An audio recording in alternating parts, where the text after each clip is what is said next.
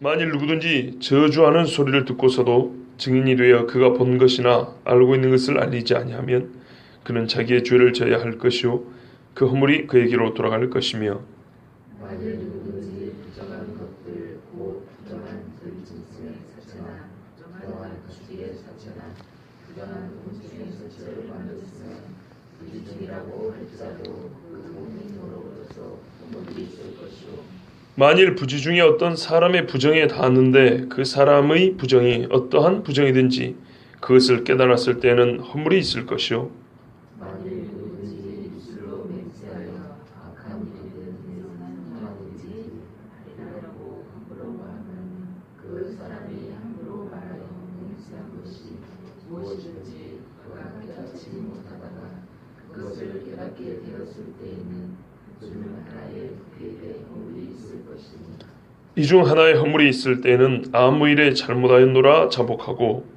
그 잘못으로 말미암아 여호와께 속죄제를 드리되 양떼의 암컷 어린 양이나 염소를 끌어다가 속죄제를 드릴 것이요 제사장은 그의 허물을 위하여 피를 주니라. 만일 그의 힘이 어린 양을 바치는 데에 미치지 못하면 그가 지은 죄를 속죄하기 위하여 산비둘기 2마리나 집비둘기 새끼 2마리를 여호와께로 가져가되 하나는 속죄 제물을 삼고 하나는 번제물을 삼아 제사장에게로 가져갈 것이요 제사장은 그 속죄 제물을 먼저 드리되 그 머리를 목에서 들어 끊고 몸을 아주 쪼이지 말며 그 속죄 제물의 피를 제단 곁에 뿌리고 그 남은 피는 제단 밑에 흘릴지니 이는 속죄제요 그 다음 것은 율례대로 번제를 드릴지니 제사장이 그의 잘못을 위하여 속죄한즉 그가 사함을 받으리라. 만일 그의 손이 산비둘기 2마리나 집비둘기 2마리에도 미치지 못하면 그의 범죄로 말미암아 고운 가루 10분의 1 에바를 예물로 가져다가 속죄 제물로 드리되 이는 속죄죄인즉 그 위에 기름을 붓지 말며 유향을 놓지 말고 그것을 제사장에게로 가져갈 것이요 제사장은 그것을 기념으로 한 우물을 가져다가 제단의 여호와의 화제물 위에서 우승을 지니 이는 속죄제라.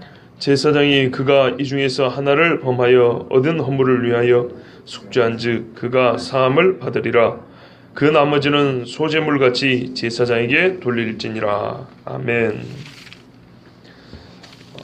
속죄제 중에 나머지 규정들을 오늘 5장에서는 말씀하고 있습니다.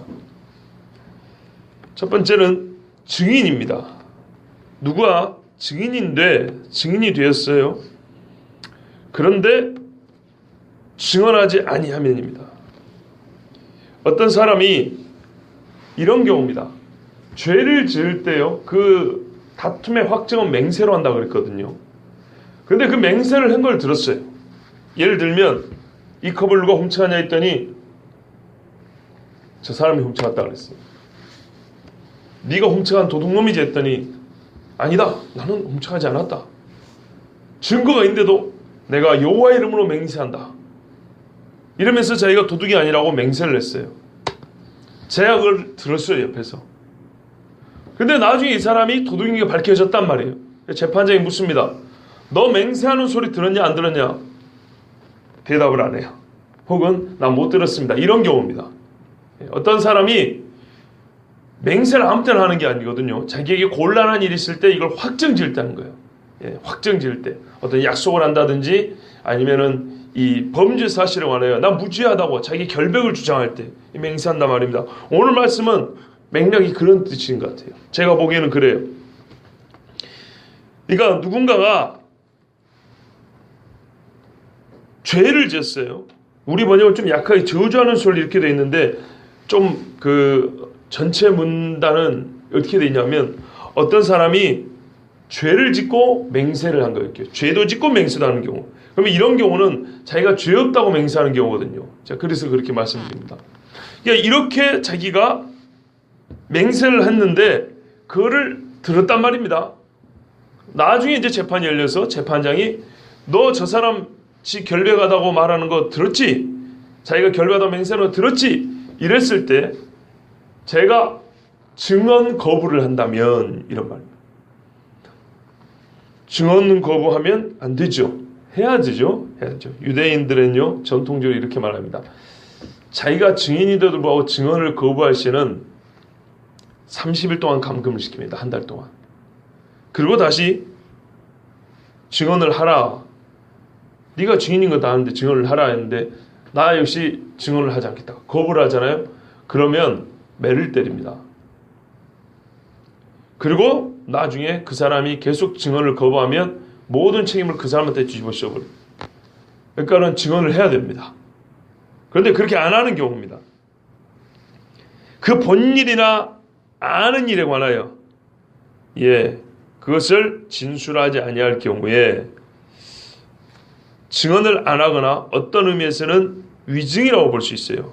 그러는 경우에 그 사람에게 이 사건의 허물을 돌립니다. 말하자면 1차적으로는 어떤 범죄 사실이 있었을 거고 2차적으로는 내가 증언을 거부한 거잖아요.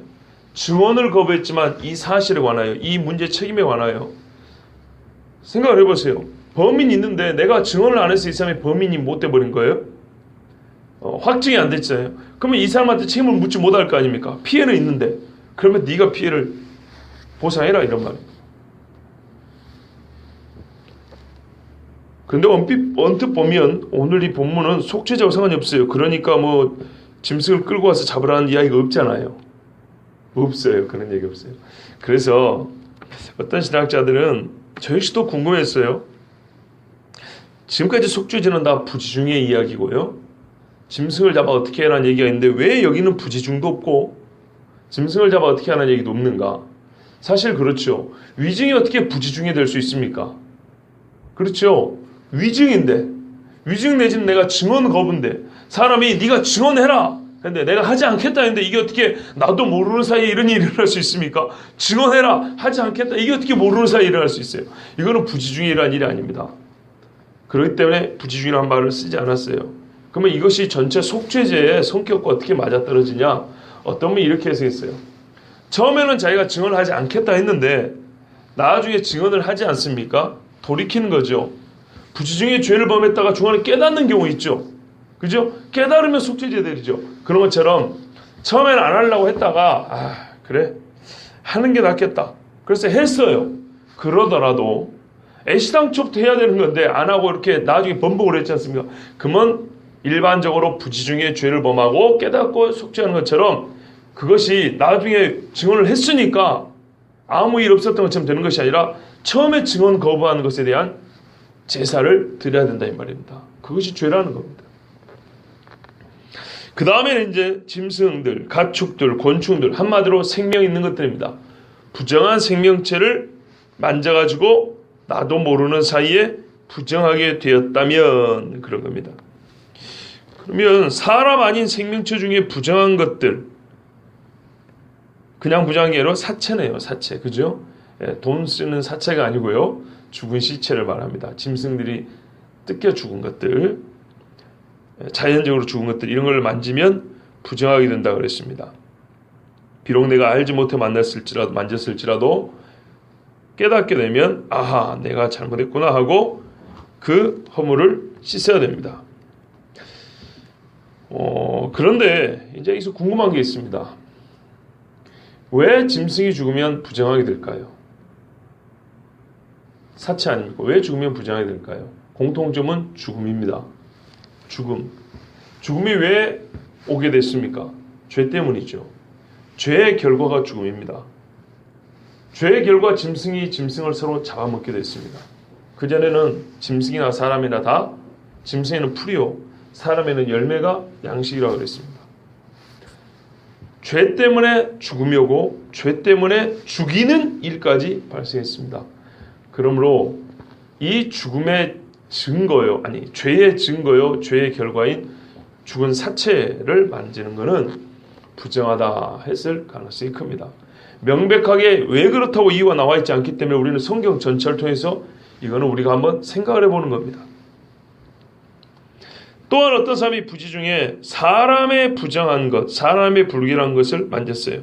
그럼 사람이 언제 불결해집니까? 성경에 애를 낳은 여인도 부정하다 그랬어요.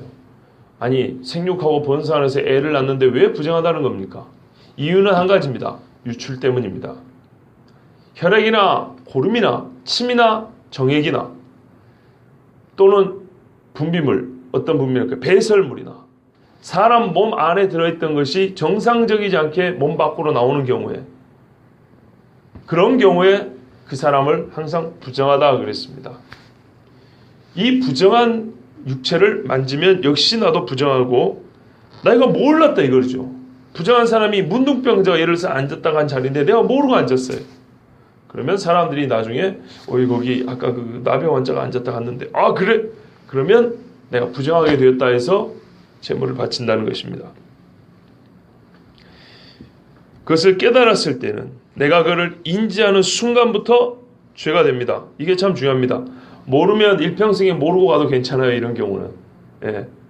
내가 고의적으로 큰 남을 피해주는 그런 죄를 범한 게 아니기 때문에 여기 성경 말씀에 참 재밌는 구분이에요. 깨달을 때예요. 깨달을 때는 제사를 해야 된다. 깨달을 때는 죄가 된다는 겁니다. 물론 객관적으로도 죄가 되는 것들이 있어요. 그러나 이렇게 접촉하고 만지고 하는 경우는 그 자체를 죄라기보다는 부정하게 된다 그랬어요. 부정. 그죠? 부정하게. 그러나 위증 같은 경우는 말했어요. 죄가 있나니 이렇게 말했죠.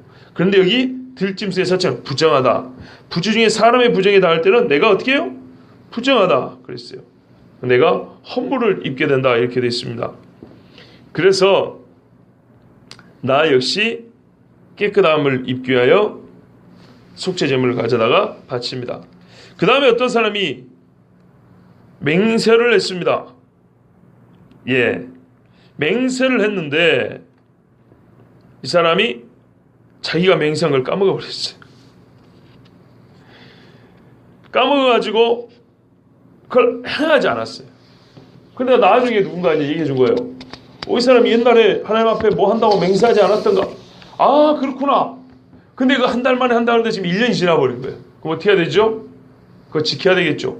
지키는 거는 별개로 하고 하나님 앞에 한 달 동안에 한다는 걸 1년이나 지나버린, 까먹어버린, 맹세를 까먹어버린 것에 대하여 속죄해야 된다 이렇게 말했습니다. 그러니까는 맹세는 원래 쉽게 하지 마라 그럴 거예요. 맹세는 여호와 이름을 합니다. 여호와 이름을 망령도 일컫지 마라 그랬어요. 사람이 입술로 호언장담하는 경우 있죠. 그리고 지킬 마음도 없으면서 사람을 속이게 하는 거짓된 약속들이 있습니다. 또는 진실되게 했더라도 진실되게 지키라는 겁니다. 중간에 까먹고 이러지 말고 자기가 말한 것을 꼭 기억해 놨다가 정말 신경 써서 기억해 놨다가 반드시 행하라는 겁니다.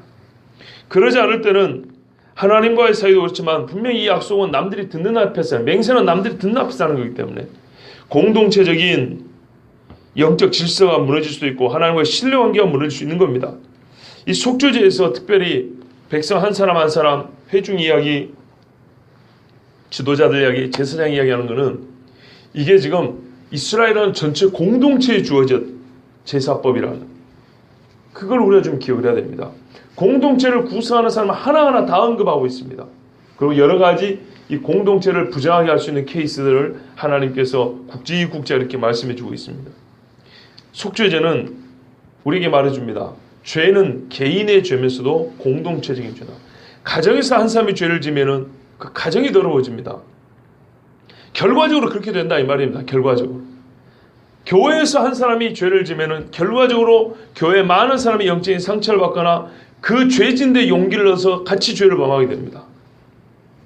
예전에 청년 때 우리 가르치던 전도사님이 참 훌륭하고 좋았는데, 처음에 기도도 시키고 너무 좋았는데 나중에 청년들 데리고 술을 마시러 다녔어요. 심령이 약한 자들은 쉽게 넘어갔고요. 강하다 하는 사람들도 2년을 못 버티고 지도자가 그러니까 같이 예배 마치고 열 몇 명씩 안 잡고 술 먹고 가고 그랬어요. 제가 어떻게 보면 최후까지 버티던 놈이었는데 2년 만에 넘어졌다 이 말입니다. 지도자가 그렇게 중요합니다. 그런 때가 있었어요. 주여, 한 사람의 죄로 끝나는 것이 아니고 공동체가 죄가 됩니다. 특별히 지도자가 그렇게 자기가 솔선수범하여 맥주잔을 들 때 청년들이 안 따라가겠습니까? 따라갑니다. 처음에는 아니라 해놓고도 나만 빼고 다 그러니까 별 문제 없는 것 같아요. 전부 다 취직도 잘해, 직장도 잘 다녀, 학교도 잘 다녀. 뭐 하나님이 벼락으로 때리면 괜찮겠는데 아무런 해가 없어요. 그러니까 성경 시편에 말씀한 대로 죄짓기 담대해지는 거예요. 그리고 젊을 때는 해보고 싶거든요. 근데 전도사님이 하는데 뭐. 그렇죠. 서로 쉬하면 되는 거고 교회 가서. 이런 무지막지한 일이 어렵지 않게 벌어집니다. 어렵지 않습니다. 그런 일을 하는 거. 속죄죄입니다. 하나님 앞에 한 사람의 죄는 공동체의 죄가 됩니다. 반드시 그렇게 됩니다. 이 중에 하나라도 허물이 있을 때는 먼저 뭘 해야 됩니까? 자복하고 그랬어요. 범죄물을 바치는 것보다 더 중요한 것은 자복입니다. 자복하고 그 범과 그 범죄로 인하여 여호와께 속죄제를 드리라 그랬습니다. 6절에 보시면 속죄제를 드리되 이렇게 되는데 원래는요 속죄제가 아니고 속건제입니다. 6절에 속죄제가 두 번 나오죠. 먼저 것이 속죄제가 아니고 속건제입니다. 속건제. 그런데 14절 이후에 보면 속건제에 대해서 자세히 규정이 됐고요. 아직은 속죄제 이야기인데 갑자기 속건제라는 단어가 하나 나왔어요. 그래서 제가 며칠 전에 처음에 이 속죄제 말씀드릴 때 잠깐 그 처음에 속죄제가 뭔지 설명해 드릴 때 말씀드린 것 같은데 속건제하고 속죄제하고 이 성경 안에서 매우 큰 구분, 예리한 구분을 하진 않아요. 거의 공통된 부분이 상당히 많습니다. 그런데 헷갈릴까봐 괜히 우리가 쓸데없는 고민할까봐 속죄제라고 지금 똑같이 이렇게 해놨는데 원래 원문에는 속건제입니다. 속건제입니다. 그러고 나서 다시 속죄제를 했기 때문에 이제 사람들이 헷갈릴까봐 이렇게 속죄제로 같이 맞춰놨는데요. 원래는 속건제고요. 그렇게 뭐 맞출 필요 없이 속건제와 속죄제가 사실상 그 기능과 역할에 있어서 큰 차이가 없다. 이렇게 생각하시는 게 더 옳습니다. 하나님께서 생각을 할 때 깨닫게 해주실 때는 스쳐 지나가는 생각, 그랬었지 이렇게도 깨닫게 해주시지만 병을 줍니다. 병을 줍니다. 제가 기억이 납니다. 옛날에 청년부 담당할 때 2009년도에 그 교회에서 상당히 그 유력한 권사님이 한 분이 좀 갑자기 몸이 좀 안 좋아져가지고 몸 좀 누운 적이 있었어요. 근데 그때 그 딸이 청년부 회장이었어요. 근데 자기 엄마가 아프다고 막 얘기를 하더라고요. 근데 그 어머니가 남들 보기에는 상당히 웃고 상당히 고상한 분이에요. 진짜 고상한 분인데 좋지 않은 그런 게 있었어요. 저번에 한번 말씀드렸지만 이 목사님이 설교하다가 휴대폰이 울리니까 담임 목사님이니까 다른 부목사님도 따라 하는 거죠. 그걸 이제 서로 좀 난처하잖아요. 그러니까 분위기 좋게 넘어간다고 이제 설교 끝내라고 지금 사인을 주시네요. 알겠습니다. 곧 마치겠습니다. 이런 식으로 넘어간 거예요. 목사님들이 몇 번 그렇게 넘어갔어요. 그러면 적당히 눈치를 봐서 본인도 조심해야 되는데 교회에서 그런 일들이 있다 보니까 어떻게 됩니까? 목사들이 스스로 권위를 깎아먹어서 나중에는 벨이 울려도 별로 그렇게 미안해하지 않아요. 목사들이 알아서 먼저 숙여주는데요. 뭐 벨 올리는데 설교에서 미안합니다. 그런 식으로 설교하는데 벨 올려서 미안합니다 아니고 아이고 전화 오는데 설교 시간에서 전화도 못 받고 죄송합니다. 이러셔 곧 끝내드릴게요. 이런 식으로 해가지고 넘어갔어요. 그랬더니 어떤 일이 벌어졌냐면 거의 연세가 비슷한 여자 전도사님, 연세가 많은 분이 있었어요. 그 전도사님이 구역장 공부를 하고 있는데 그 권사님 벨이 울렸어요. 벨이 울렸어요. 전화벨이. 근데 이제 전도사님이 계속 강의를 할 거 아닙니까? 설교든지 강의든지 할 거 아닙니까? 그런데 그 권사님이 뭐라 하는지 아세요? 다행히 기억을 못 하시는군요. 저번에 말씀드렸는데. 하고서 기억하신가요? 기억 안 나세요? 다행입니다. 뭐라 하냐면 다른 구역장들도 많이 있는데 말이에요. 전도사님 조용 좀 해봐요. 전화 좀 받게. 그 자리에서요. 요만한 공간에서 수십 명 구역장들 모여가고 교육하고 있는데 전화가 왔어요. 택배 전화가 온 거예요. 전도사님 좀 조용히 해봐요. 전화 좀 받게. 아저씨 그거 어디다 맡겨놓고 이 짓거리를 하고 있는 거예요. 어째 되겠습니까? 꼭 필요하면 나가서 살짝 받으면 되죠. 이래서 사람을 기쁘게 하면 나도 죽고 저도 죽는 겁니다. 그리고 그 옆에 있던 사람들은 뭔 죄입니까? 그 택배 전화하는 거 들으려고 교회 와가지고 그 대낮에 와가지고 바쁜 사람들이 지금 앉아 있는 건가요? 그런데 그분이 몸져 누운 거예요. 딸한테 차마 너희 엄마가 이랬다 나 말은 못했어요. 그러지만 원인을 모른대요. 그래서 제가 그랬어요. 우리 아버지가 그런 말씀을 하시더라. 저희 아버지가 모르겠어요. 제가 그때 그렇게 말하는지 모르지만 저희 아버지도 저희들한테 가끔 그랬어요. 너희 애기들이 아프냐? 그러면 부모인 너희가 하나님 앞에 뭔 죄 지었는가 꼭 한번 생각해 보라 그랬어요. 죄 때문에 항상 아픈 건 아닙니다.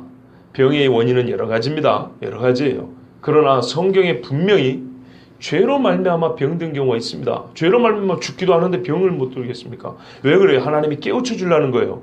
기회를 주는 겁니다. 기회를. 오늘 이런 경우도 깨닫게 되는 경우가 여러 개인데요. 그런 경우도 있는 겁니다. 아파요. 갑자기 왜 그럴까? 사람이 아프면 다른 일을 안 두고 신경을 그런 데서 아픈데 신경을 씁니다. 아픈데 신경을 쓰다 보면 왜 아팠을까를 고민해봐요. 그럼 아이고 주여 이렇게 깨달으시는 겁니다. 근데 저희 아버지가 그랬어요. 자녀들이 갑자기 아프면 부모가 하나님 앞에 기도해야 되는데 뭔 혹시나 죄가 있는지 욥이 그랬잖아요. 내 자식들이 혹시나 죄 지었을까 봐 모이라 해서 제물을 바쳤다 그랬어요. 더군다나 원인을 모른다잖아요. 원인을 모르면 어떻게 해야 되죠? 사람이 겸손한 사람을 자기에게서부터 원인을 찾고 시작을 해야 되겠죠. 원인을 모를 경우에 이 세상에는 못 돼가지고 말이죠. 원인을 모를 때는 쟤 때문이었을까? 저놈 때문이었을까? 이렇게 생각합니다. 근데 그렇잖아요. 모르니까 알면은 괜찮지만 모르는 경우는 어떻게 해야 됩니까? 탐색을 시할 때는 나부터 보는 겁니다. 이거는 뭐 당연한 얘기이기 때문에 제가 그때 그 딸한테 그랬어요. 어머니가 어떻게 아프신지 모른다면 제가 성경적으로 볼 때는 사람이 원인을 모를 때는 그 원인을 남에게서 찾기보다는 나에게서 먼저 찾기 시작하는 것이 나는 옳다고 본다. 어머니에게 혹시 자기 자신에게 무슨 이 병의 원인이 있는가 한번 생각해 보시도록 해라. 옛날에 제가 그렇게 말했던 기억이 납니다. 하나님께서 그렇게 해서라도 깨달음을 주십니다. 그러면은 깨달을 때는 우리가 먼저 뭐 합니까? 속죄제를 드립니다. 순서가 중요합니다. 죄를 사고 그 다음에 번제입니다. 번제는 토탈 종합적으로 드리는 제사죠. 거기에는 화목의 회복의 의미가 있다고 그랬습니다. 가난한 경우에는 어떻게 합니까? 힘이 붙이면 비둘기를 바칩니다. 그런데 하나는 속죄요, 하나는 번제라 그랬죠. 두 마리를 갖다 바치는데요. 그런데 이 짐승들은 조그맣기 때문에 뭐 조각을 낸다든지 이렇게 하지 않고요.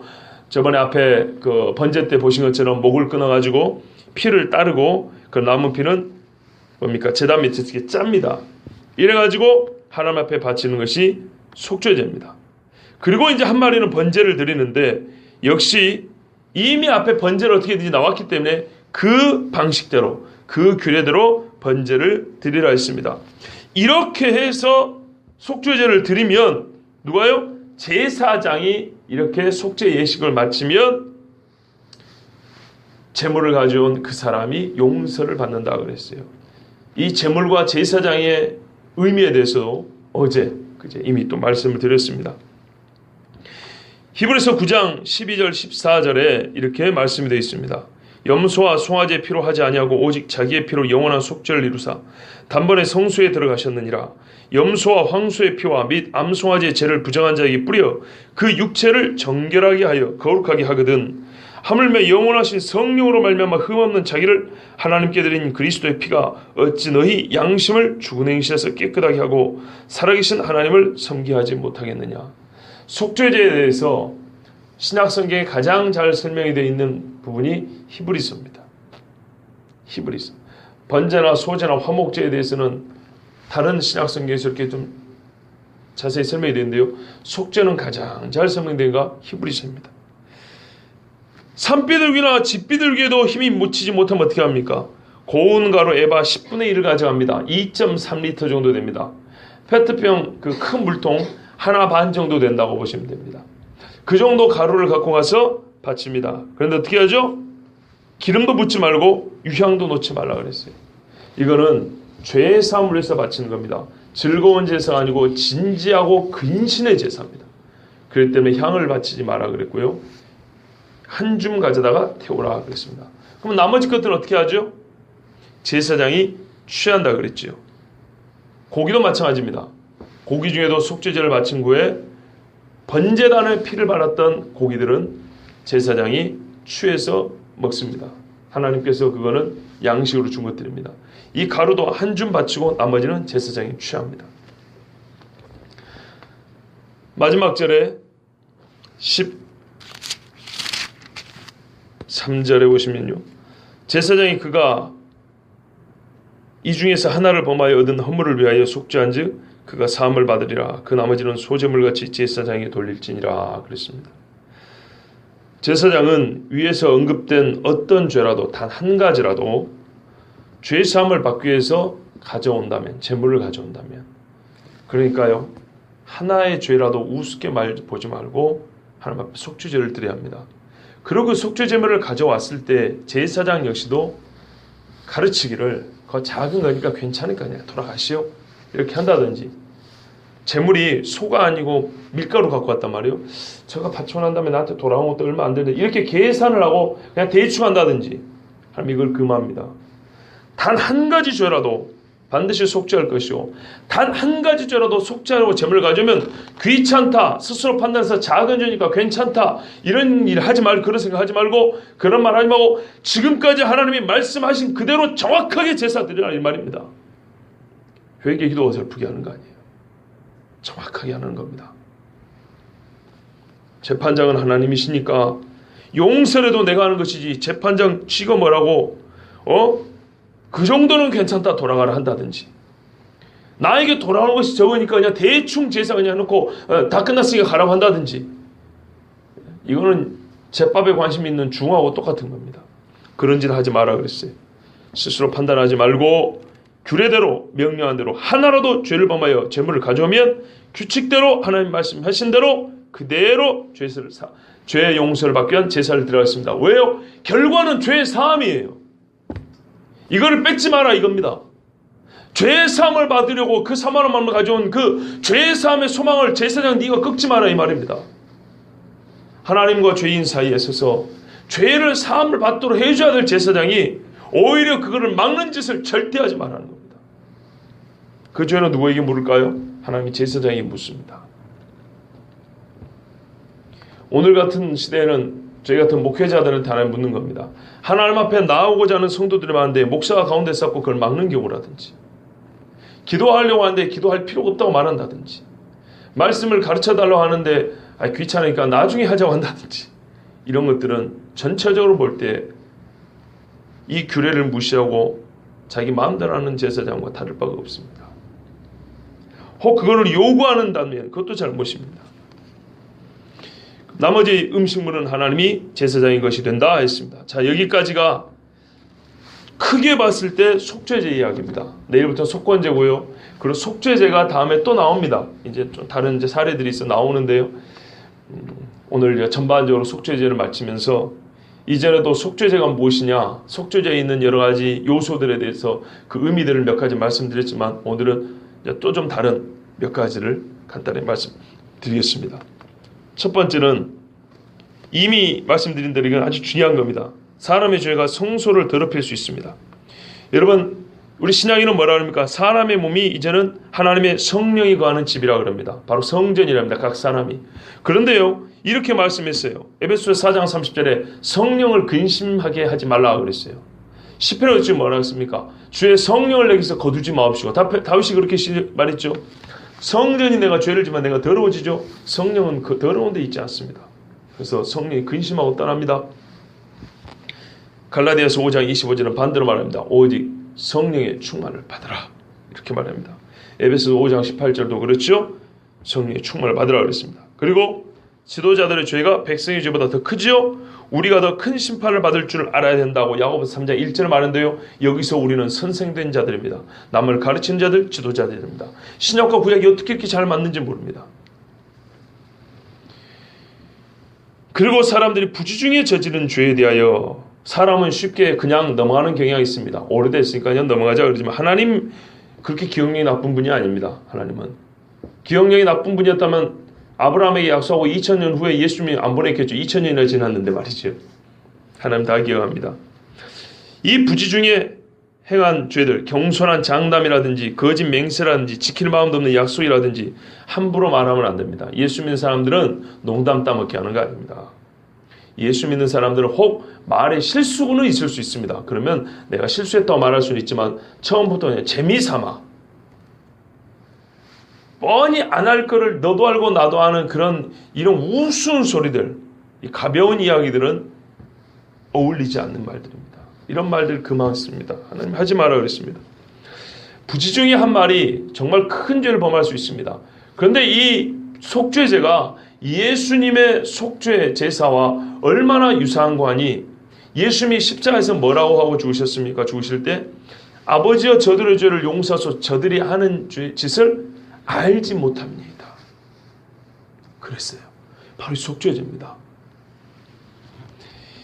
그리고 사람이 내 양심이 나에게 너 유죄야, 너 죄지었어 이렇게 깨우침을 줄 때 사람이 무엇을 해야 되는지요? 숨기려고 한다거나 자기 방어를 한다거나 남에게 핑계를 댄다거나 이거는 다 잘못된 짓이고요. 오직 한 가지 자백하라 그랬습니다. 고백입니다. 요한 1서에도 뭐라 그랬습니까? 만일 우리가 우리 죄를 자백하면 그는 미쁘시고 의로우사 우리 죄를 사하시며 우리는 모든 불의에서 깨끗하게 하실 것이요 그랬습니다. 그런데 우리가 죄 없다면 하나님을 거짓말하는 자로 만드는 것이니 하나님을 거짓말하는 자로 만드는 자는 절대로 하나님과 교제할 수 없다 그랬습니다. 우리의 양심이 우리에게 너 죄지었다고 가르쳐줄 때는 할 게 뭐냐 하면은 속죄하고 자복하고 회개하고 제물 드리는 것입니다.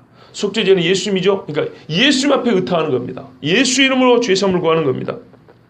오늘 읽은 말씀에 이 중 하나에라도 허물이 있을 때는 아무 일에 잘못하였노라 하고 자복하고 그 잘못으로 말미암아 여호와께 속죄제물을 드리라는 거예요. 속죄제물을 예수님이 드렸으니까 우리가 지금 할 건 뭐예요? 그 제물을 예수님을 의탁하여 제가 잘못했습니다 하고 자복하는 거예요. 끝으로 우리가 어떻게 예배해야 되는지 이 속죄제물을 드린 자가 이제는 어떻게 살아야 되는지가 중요하죠. 특별히 우리는 신약의 사람들입니다. 즉 예수 그리스도 온전한 단번에 속죄제를 드린 그 예수님을 믿고 사는 사람입니다.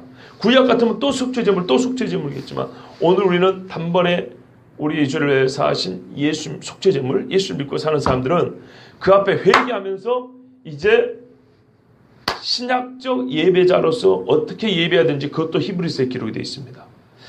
한번 잘 들어보십시오. 히브리서 13장 10절에서 16절에 이렇게 기록이 되어 있습니다. 우리에게 제단이 있는데 장막에서 섬기는 자들은 그 제단에서 먹을 권한이 없나니 이는 죄를 위한 짐승의 피는 대제사장이 가지고 성소에 들어가고 그 육체는 영문 밖에서 불사름이라. 영문 밖 구약에서 영문이라는 표현은 없지요. 그죠? 신약에 그렇게 있지 않습니까? 그런데 이미 이렇게 나와 있어요. 그러므로 예수도 자기 피로써 백성을 거룩하게 하려고 성문 밖에서 고난을 받으셨느니라. 지금 속죄제를 예수님께 지금 매치를 시키는 거예요. 그런즉 우리도 그의 치욕을 짊어지고 영문 밖으로 그에게 나가자. 우리가 여기에는 영구한 도성이 없으므로 장차 올 것을 찾나니 그러므로 우리는 예수로 말미암아 항상 찬송의 제사를 하나님께 드리자. 이는 그 이름을 증언하는 입술의 열매니라. 오직 선을 행함과 서로 나누어 주기를 잊지 말라. 하나님은 이 같은 제사를 기뻐하시느니라. 아멘. 예수님 속죄제물을 뭡니까? 힘입어서 하나님 앞에 속죄를 받은 우리가 어떻게 된다고요? 우리도 그의 치욕을 짊어 영문 밖으로 나아가자. 우리 죄를 가지고 영문 밖에 우리가 가지고 있는 십자가 속죄제물인 예수 앞에 나아가자는 거예요. 죄 지을 때는 그분 앞에 첫째는 나아갈 것이요. 그 다음에는 어떻게 합니까? 예수로 말미암아 우리가 죄사함을 받았으니까 항상 찬송의 제사를 하나님께 드리자. 성찬 끝난 후에 감람산을 오르면서 찬미하였더라. 이는 그 이름을 증언하는 입술의 열매니라. 오직 선을 행하고 나누어 주기를 잊지 말라 그랬어요. 그죠? 착한 일하여 하나님께 영광을 돌리게 하라 그랬습니다. 선을 행하다 오직 믿음의 식구들에게 먼저 하라 그랬습니다. 이것이 속죄제물 대신 예수 그리스도의 피로 말미암아 죄성을 받은 자들의 오늘을 살아가는 삶이요 오늘 우리가 예배하는 옳은 방식입니다. 이런 제사, 이런 예배를 하나님이 기뻐하신다 그랬습니다. 속죄제물 예수님을 말미암아 죄성을 받았습니다. 항상 참회의 제사를 드리시고 서로 선을 하고 나눠주기를 잊지 마시고 무엇보다도 죄 지었을 때는 영문 밖에 달려주신 예수님 앞에 우리 죄짐을 지고 나서 회개하고 죄사함 받는 저와 여러분 되기를 원합니다. 기도하겠습니다.